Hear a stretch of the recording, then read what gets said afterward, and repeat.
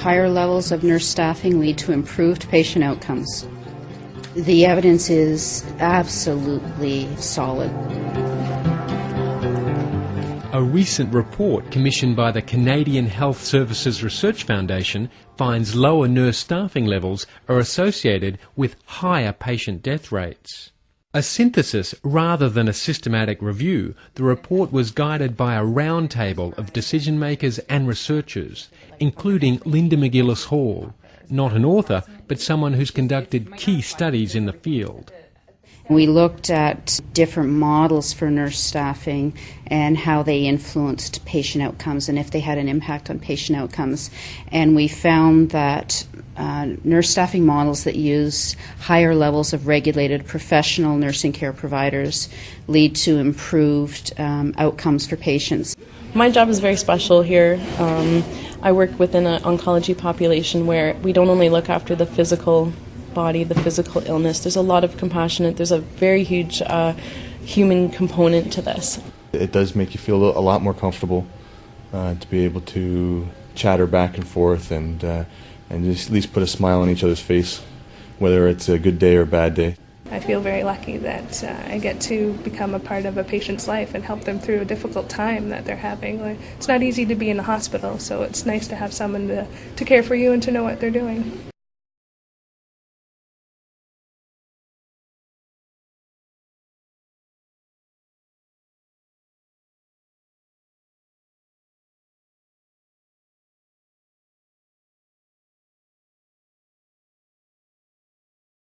The nurse is the most central person in the patient care experience or client care experience. Nurses are the people that are there around the clock 24/7 in healthcare settings. So it's important that we understand and really have evidence about the importance of the roles they play. When they'll work on the unit, I get to know the unit, I get to know the process, the paperwork, their policies within the hospital, and then I'll kind of move on to a next unit so that I get familiar, so that when I'm floating around I have more of an idea of how things work so that it's safer for patients and their families. We have a nurse here today who's here helping us. She's orientating on the ward for 6 weeks. 2 to 3 of those weeks are spent paired up with one of our registered nurses who coach them along and preceptor them, and then for the rest of the time they're spent just on the ward and they become very familiar with our patient population. And hopefully in the future, when we call on this nursing resource team, we obtain the nurses that are familiar with our ward. So this is a great recruitment and retention strategy for us.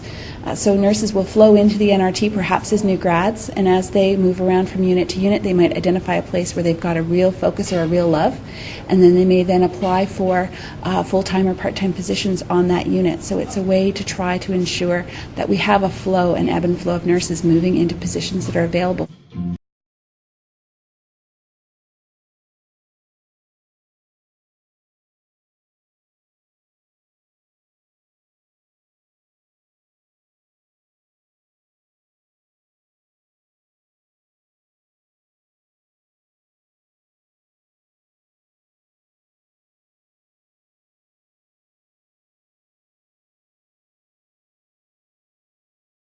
The influential work being done by Linda McGillis Hall and her colleagues is a great example of Canada's bridge between evidence and policy.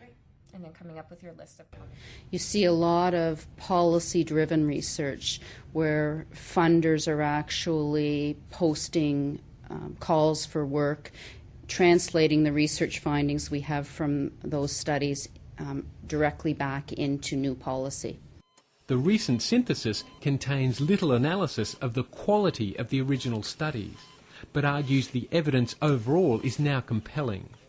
It strongly recommends organisations develop effective formal staffing plans to optimise their mix of nurses for the benefit of both patients and staff, and importantly, that they should listen to nurses as they do it.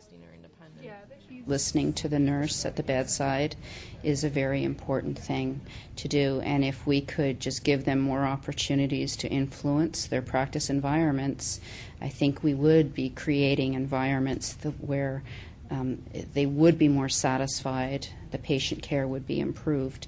Nurses simply want to participate in the decisions around their work.